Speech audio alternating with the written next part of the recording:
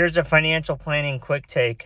So I was reading an article and I recently learned that the average age of a widow is 58 years old. And so that makes you think that most people, when they do planning, they're only thinking about certainty and they're only thinking about we'll live a long life and how much do we need to spend up until that point. But rarely do I see people that have planned for incapacity or passing of a spouse.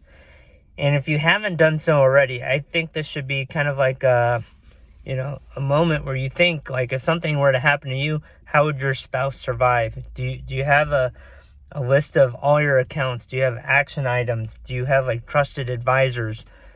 This is something that I think is important from a financial planning standpoint, especially for retirement.